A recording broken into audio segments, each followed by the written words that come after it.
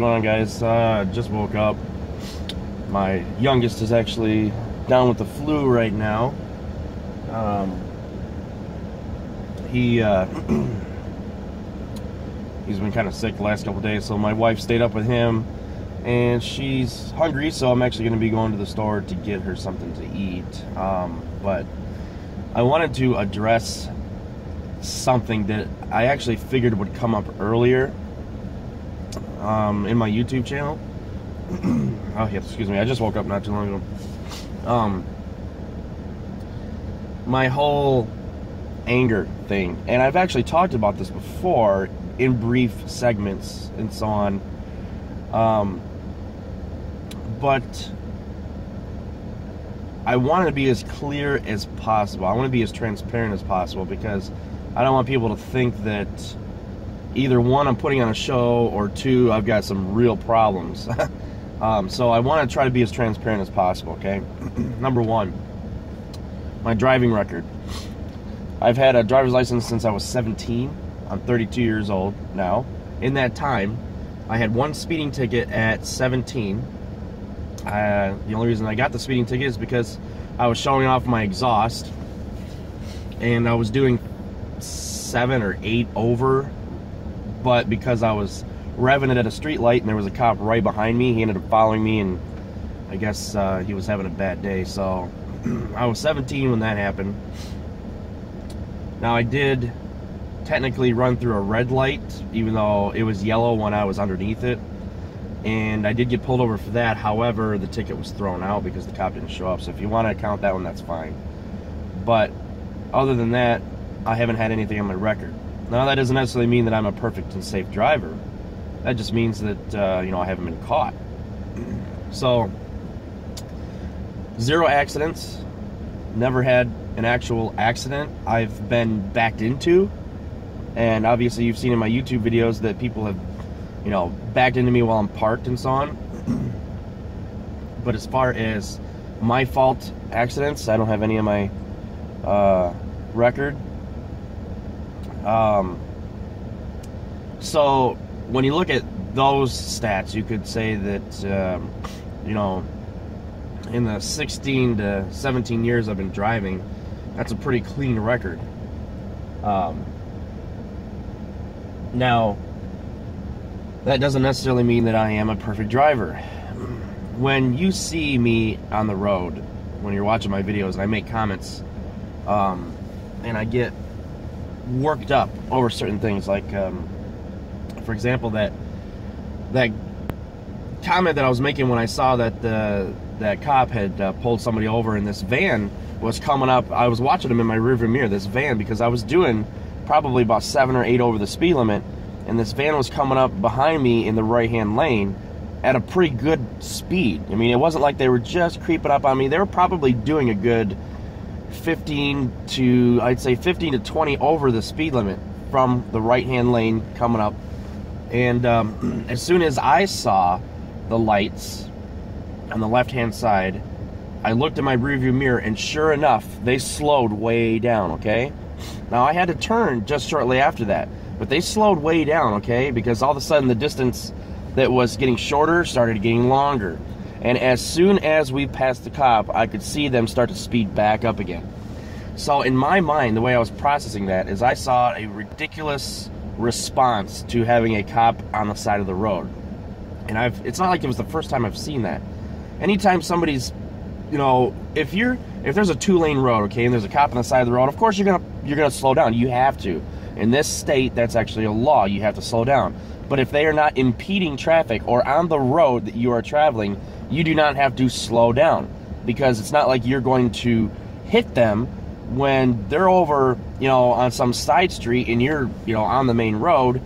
You know, you don't have to, by law, slow down. But what happens is there's an automatic response in people who are usually stupid drivers, really shitty drivers, is that, you know, they don't want to get pulled over, so their immediate hot flash response is to, you know, stomp on the brake.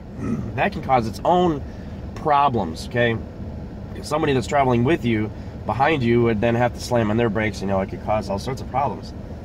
But it's like, you see those flashers and you automatically, your foot just like subconsciously moves its way over to the brake and you slam on it, okay? It's people like that that are always looking around for cops, who are always on the lookout, and, you know, because they're usually doing something that's against the law, like speeding, or, you know, maybe they're on a suspended license, or maybe they have headlights or taillights out, or maybe, you know, it could be any reason, but those are the people who really irritate me, because a lot of times those are the people who cause more accidents than they should be allowed to be on the road. So when I make comments about, or I made a comment about that particular person that was in that van, their driving habit of doing 20 miles over the speed limit and then seeing a cop that was in no way going to be able to pull them over. There was just no way, because he was literally standing at the door of the driver, and he was at a completely different angle. It was, you know, it was a 90-degree angle compared to where we were at, facing away from us. So there was no way in hell that cop could have run to his car, backed up out on the main street, turned around, and then come after that person in the van, because they were, first of all, he wouldn't know how fast they were going. Okay, that's problem number one. How fast were you going? Yeah, you can estimate, and a lot of cops do estimate, but he wasn't even looking in our direction, okay? He's concerned about the person that he's got pulled over there. His focus is on that person. So seeing that driver react that way and then continue on like, oh, I'm the good driver. No, it's just like when you pass a cop, I see this all the time, and it always irritates me. I see people slam on their brakes. Even though they're not speeding, or maybe they are speeding a little bit, they slam on their brakes. First of all, if a cop is running radar, you're nailed already. Before you even see that cop, you're nailed, okay? Especially if they're stationary and they're running laser. They can hit you at up to 3,000 feet with laser. So when you see a cop, it's usually too late. Unless they're facing away from you, they're not running laser, whatever. It's usually too late. They've already got your speed, you're nailed. So slamming on your brakes is absolutely pointless. In fact, my dad was a cop for years, and he said that the only reason that he pulled half the people over is because when he was running laser, if he saw that all of a sudden their speed went, you know, they were obviously doing that knee-jerk reaction to seeing a cop, that's when he'd take off after him. But if they were doing 8, 10, 12 over, and they just continued on 8, 10, 12 over, he wouldn't really give too much attention to them, because, you know, they're not being stupid, basically. You know, that I know all cops. Every single cop has a different philosophy, okay? Every single cop. A different philosophy, all right? So don't say that, you know, don't take that as to the grave saying, well, that's how it should be done. Well, every cop has a philosophy, okay? So, yeah, it's things like that that really irritate me, okay? I always do, unless I'm in a residential area, I always do between 5 and 8 over the speed limit. And I've never been pulled over for speeding, okay? All right? Now, knock on wood, that's not going to get me a speeding ticket down the road. However, when I see a cop, I don't hit my brakes or drop my cruise control or whatever. I just continue on, because I know that I've already been nailed, okay? I know that. So if he's interested in my speed doing 5 to 7 to 8 over, then he's going to pull me over, and putting on my brakes is pointless. And I'm not going to let that bother me as far as take my eyes off the road, you know, make me stare in my rearview mirror to see if he's, you know, no. If he's going to pull me over, he's going to pull me over. He, she, it doesn't matter. So I have a different attitude when it comes to cops, okay? Now, cops aside, all right? Some of my videos, I swear in, or I make comments about other drivers. You know,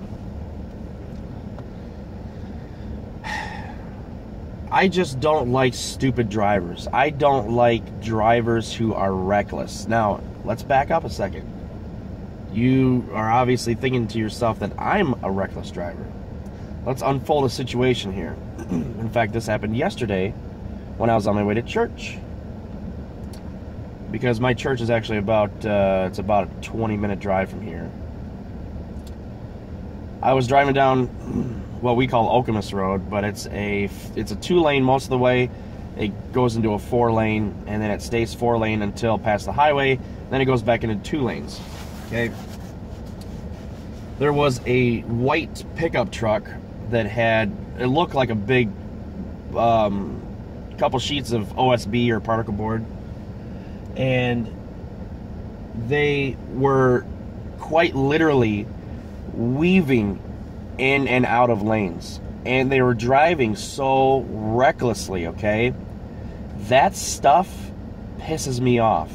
Okay, and there's always that saying that nice guys finish last. It seems to be the case when on the road, because it seems like if I've got 2 lanes to choose from, either left-hand lane or right-hand lane, it doesn't matter which lane I pick the wrong lane that's the slow lane. And now I could go beyond that and actually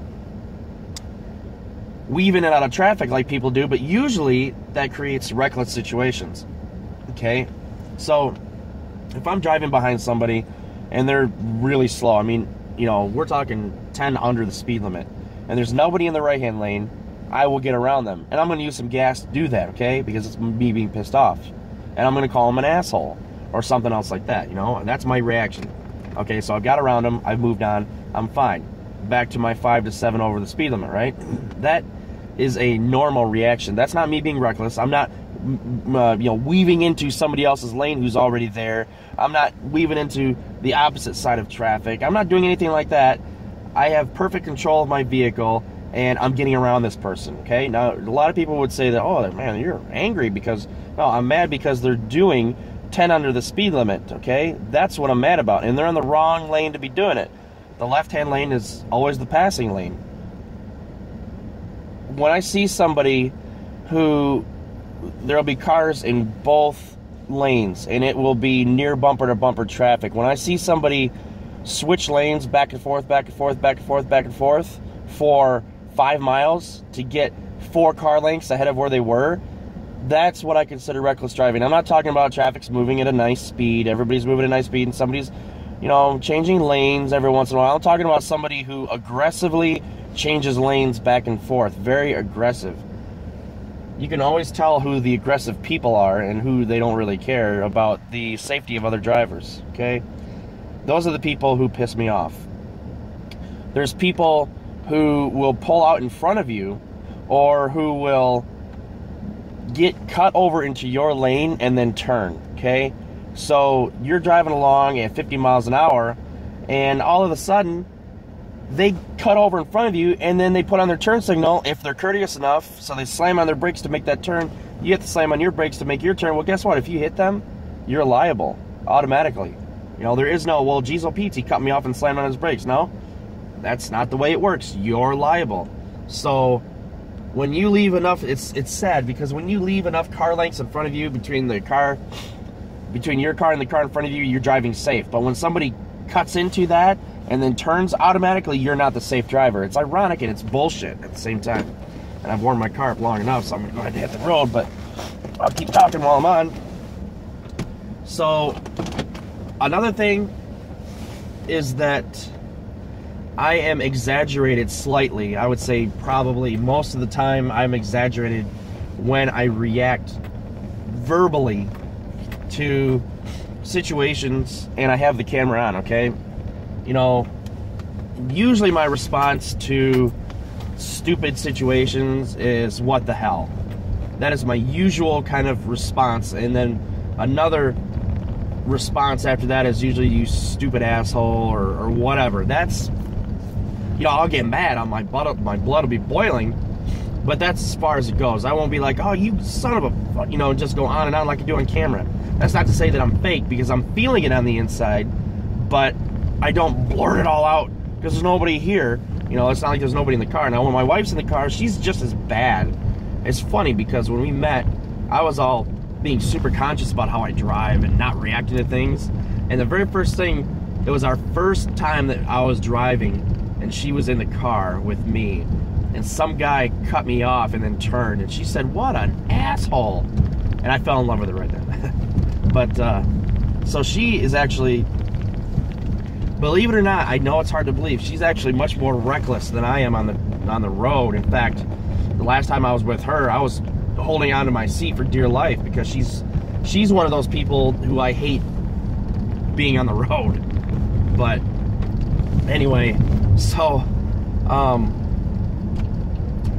you know, with my wife in the car, I typically don't drive like you see me driving or react the way you see me driving. I'll react verbally, but when I have my wife in the car, I usually have my kids in the car. So right then, I tone it way down, and it's so hard.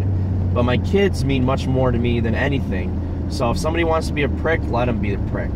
You know, and that's not to say that when they're not in the car, I take matters in my own hands and follow them and, you know, do all sorts of stuff like that. That's not the case. But typically, I'll grab the steering wheel really tight and I'll just keep on going and try to ignore it. But if my kids are not in the car, then I'll definitely be real verbal about it. And, you know, anyway. So, do I have anger issues? Quite possibly. Quite possibly I do, I guess. I mean, I mentioned this before in one of my comments. Most of... What the hell's going on? There's not even anybody on that side of the road. See, this is what makes me mad. This light. There's nobody on that side of the road, but it let that side go. Anyway.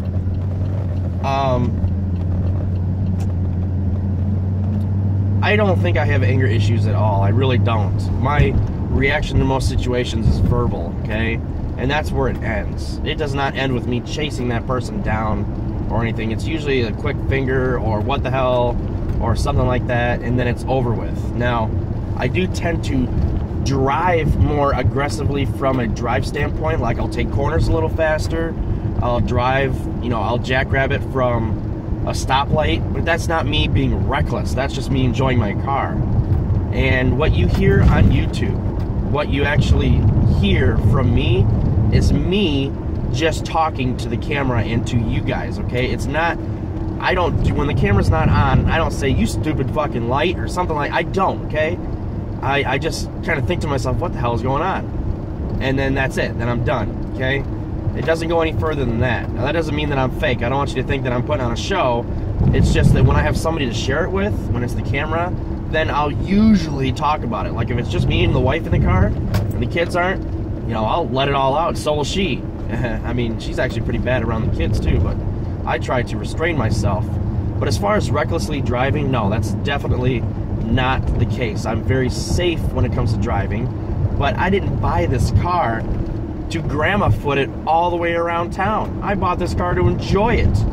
I mean, I don't do 50 over the speed limit. I don't run red lights. I don't run stoplights. I don't weave in and out of lanes to get a couple car lengths ahead. I don't slam on my brakes and let the other person try to adapt to my brakes. I don't do any of that stuff. I am not a reckless driver. But when you do something stupid on the road, I'm gonna make sure that you know it's stupid. You're gonna get the finger, okay? You're gonna get the finger. I'm gonna stew about it for a minute or two, and then I'm gonna move on. If I see you attempting to cut me off, I'm gonna decrease the car lengths. Man, the skunk must have died. I'm gonna decrease the car lengths between myself and the car ahead of me so you can't. Because if you're gonna wait till the last second and try to get over, that's your own stupid fault. I hate drivers like that. So, hopefully this long video explains to you what's going on. And hopefully from here on out you won't think that I'm a reckless driver, I've got anger issues. It's just, I just hate stupid drivers. That's all there is to it. And everybody has their crutch. And stupid drivers, they are definitely my crutch.